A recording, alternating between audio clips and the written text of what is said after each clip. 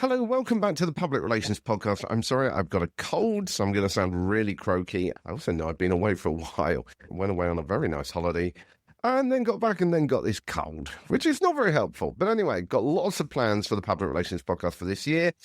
But what I thought I would do, just so I could get something out which I thought might be useful, was just to give you a few thoughts on the way that people pitch to me and the way that I respond and react to emails when they come through, because I think there's a lot of similarity with how journalists, content creators, whoever else you're trying to reach out to probably react. And I think there's data out there that you can be using which will give you an idea about whether it is worth following up and when it's worth following up as well. So I actually put a post on LinkedIn about this as well. Probably it should have gone out today, I think. But anyway, let me just give you an idea. I mean, basically, when I get a lot of emails, as you can imagine, running the Public Relations Podcast. I don't even know how many people I've got in my database now of people I love reaching out to. But I get a lot of new people people reaching out all the time, and it's really exciting because you get to hear new angles about different approaches to PR and comms and just different platforms and different perspectives and all this. I love it. But the problem is that you get so many of them, and there's so many people you want to follow up with in the past that you wished you had done or you want to connect with again, that it can be quite easy to forget people and lose it. I'll be honest with that. And one of the ways that I think you can see whether it's worth reaching out to me, and as I say, I think this is an illustration of all content creators, is by looking at the way that they interacted with your email pitch.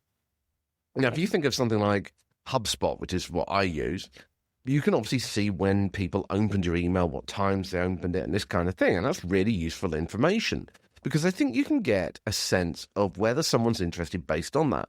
Now, this is a bit crude, but I think considering the way that a lot of people don't even follow up, using this information could be really useful because it could at least give you a little bit of an insight as to whether someone would be interested. So, first of all, if I open an email just once, chances are it didn't grab me. In which case, leave it for a few weeks, follow up once. I may well have been busy at the time, but if I then ignore you the second time or don't get back to you, it means I just don't have time. The story wasn't strong enough. Move on. Come up with a new pitch next time. If I opened an email twice in fairly quick succession, then you probably caught my eye. I was probably scanning through the emails. And I know lots of journalists are going to be like this. You scan through the emails and it bubbled in your head. You moved on to the next one, and you're like going, hang on, what did they say again? So you then go back and you have a look at it. So if someone opened an email twice in reasonably quick succession, not immediately, but reasonably quick, then it's certainly worth following up in a few days' time. If no reply, though, of course, to that one, then move on.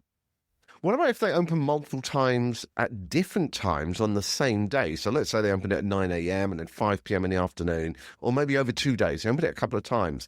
This is a strong signal they're interested. I know with myself when I'm looking at emails, that means that I'm thinking about following up with you, but something keeps disrupting me, or I'm interested in what's in there. This is the point.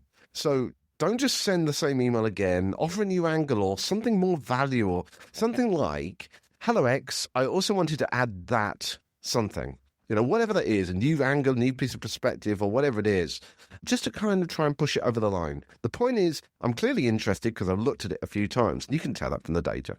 What about then if they looked at an email once, ignored you, and then reopened the email again, say in a month's time? In which case, follow up a few days after they opened it the second time with a new angle that is more pressing. You know, they may still be interested in it. They might have just been deleting it. But they might be interested in that still because they didn't delete it the first time, but you didn't give them enough of a reason to action it the first time. And this time you got that opportunity to actually pitch something a little bit more solid to them. Now, this is a crude approach. I'm not going to deny that. This is not exactly the greats of AI or anything like that. But what always surprises me is that people often pitch to me and will put across an idea, and then they don't follow up when they don't hear back from me. And I've probably checked an email a few times, and I've just got busy. And it is those people who follow up well, who give me something, a new angle or something, new perspective, that often I'm thankful for the fact they followed up. I think there's still this kind of perspective in a lot of PR and comms organizations that content creators are like old school newsrooms, or journalists, modern newsrooms are like old school newsrooms where there were loads of journalists everywhere who've got time to consider each approach. And one of the key parts of pitching is not just thinking about the story, it's thinking about the actual human beings behind it and the way that you're interacting with them and touching them and affecting them and how they're working that day. So this is absolutely crucial. So a good follow-up can really do the trick. I often fall behind. I mean, I do all the time with people that I really want to talk to, and I feel guilty about that. But there's only so much time in the day, and a quick follow-up can often go, oh yeah, I must connect with them. I'll reply to that.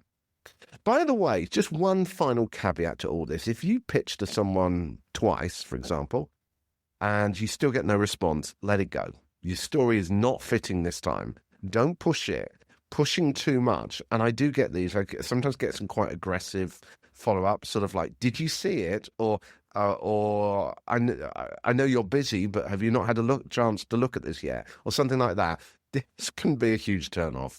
Even if the story was good, it can often end up with that being binned, just simply because it's like you don't have time to deal with that kind of emotional blackmail. If the story's good, then let's connect. Let's make it happen. Anyway, it was just a quick thought that I thought I would share as a quick episode of the Public Relations Podcast. I hope that gives an idea. It's crude, but it's all data, isn't it? And ultimately, data can be really helpful in making sure that you get those across. I have got a lot more planned for this year. One of the things that I really want to do, and I know a lot of you have been reaching out to me about this, and it's AI. It's using AI within PR. You know, PR is changing, and we've still got this issue where a lot of PR people still view PR as just being about press relations. And that's not even necessarily because of their own fault, but because their bosses are telling them to do this. And we know that PR is changing, and it's got a really important future. And so I really want to focus more on the future of PR. And I know that's probably going to alienate some people that just want to focus on traditional press relations. We're still going to cover it, but I really want to focus on what is next. And I don't just mean that in terms of the tools, but I just mean in terms of as a business, as an agency, pitching, working with companies and this kind of thing. Where's PR going next? How is it going to evolve? The kind of tools and the techniques and the things that are going to be used for that. So that's a bit more my focus going to be for this year. And also I've got a bunch of other ideas as well about a new show too, based around that comms question time that I did last year. Anyway, I'm not going to bore you with all these details right now. I will let you know more as it happens, and I'll speak to you real soon. Oh, by the way, don't forget the newsletter as well. You can sign up to that at thepublicrelationspodcast.com and just click on the newsletter link. That's it for now. Speak to you soon. Bye.